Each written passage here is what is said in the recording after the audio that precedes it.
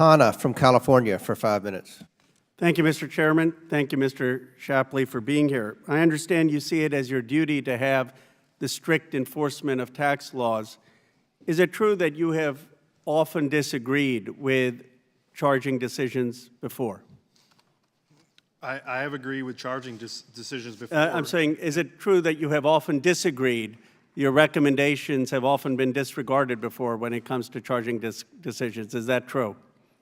I don't think disregarded is an accurate representation. They have been, people in your own IRS have disagreed with your decisions often before. Is that accurate?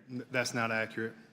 Is it not true that the tax counsel in the criminal department has disagreed often with your decisions in the past? Oh, criminal tax attorneys, yes. And as I stated in my how often have they disagreed, in your opinion, with your recommendation decisions? Very often, criminal tax attorneys, yes. Can you give us a percentage of how often you've said we ought to charge someone and they've said no, that may not be a good idea?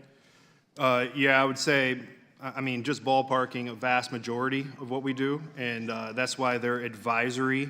And do you have respect for them? And they're advisory. Do you have respect for them? Most prosecutors It's a simple question, sir. Do you respect those colleagues or not?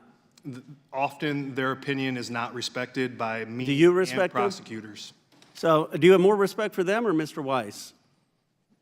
I don't. I just think because you have a history of wanting to charge people and then people pushing back. By your own testimony under oath, you said about 90% of the time people are pushing back on what you want to do. And I'm not questioning. You are a stickler for the law. It reminds me of Les Mis, and the famous person wanted to get the person who had a sandwich. And then all those times you've got people pushing back on you, and you say, well, they're not very well respected. Yeah, well, do you respect Mr. Weiss? So the criminal tax attorneys, I have never had a case that they declined, that they did not concur with, that we didn't ignore their request and move forward with the But at 90% they have disagreed with you, correct? By your own testimony. Yeah, yes, I established that, but they're And advisory. let me just ask you on the media, you've given testimony under oath that you have never spoken to the Washington Post, any report on this matter, correct? That's correct. Do you know, have you spoken to any media outlet on this matter? I have spoken after the House Ways and Means Committee. Before that, have you spoken to any media journalist on this matter? Absolutely not. Do you know of any colleague of yours at the IRS who has spoken to any journalist on this matter? Absolutely not. Do you know of any investigation into the leaks on this matter? So the October 6th leak, I was the person who referred it to our Inspector General.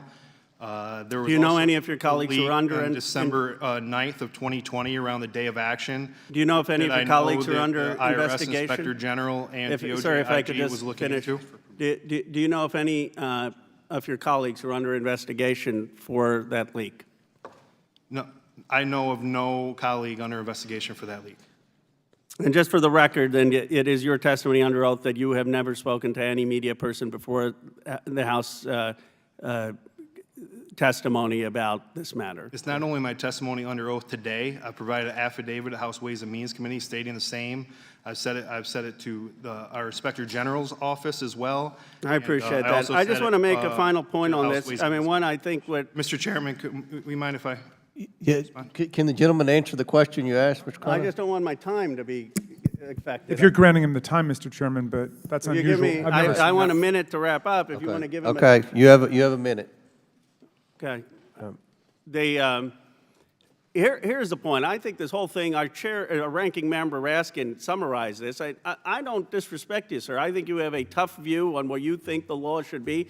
And this is why we have a prosecutorial system where you don't get to decide, I don't get to decide. We have a whole system. And it turns out that often your recommendations on who should be charged differ from some of the other folks, and that's what's happened in this case. And as your testimony here, you yourself said, you think Mr. Weiss should come and explain his decision. You don't question him. And I think on the optics issue that some of my colleagues have brought up, obviously, Attorney General Barr is going to be concerned with the optics when you have a Donald Trump-appointed U.S. attorney potentially bringing charges against his rival's son. That's a real legitimate thing to do. So I guess my view here is we're spending hours on a disagreement about whether to charge someone. We have a whole democratic process that does that. You don't get to my final question, Mr. Shapley, do you think you should decide who gets charged, or do you think that should be the charging officer?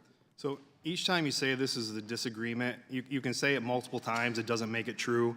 We've testified under oath here about the prosecutors agreeing with charging felony charges on multiple occasions. And just to say this is a disagreement would be a misrepresentation. My last question, though, who do you think gets to? Do you think you should have that final decision, or a prosecutor should have the final decision? No, I am a special agent for IRS criminal investigation. I do not make the final decision on whether to charge or not. Appreciate that. Mr. Chairman, may I have a second? So, yes. In terms of our criminal tax. Point of order, Mr. Chairman, just, are we instituting a new rule in the committee? Because I've never seen this happen before. Okay. I didn't know if it was to answer, Mr. Are you finished? Someone else Kind of- can follow okay. up. I've All right, seen someone okay. could say, Yeah, give them the You're extra- correct, rules. Yep. Gentleman's time's expired. Chair now recognizes Ms. Green for 5 minutes. Thank you, Mr. Chairman. Before we begin, I would like to let the committee and everyone watching at home that parental discretion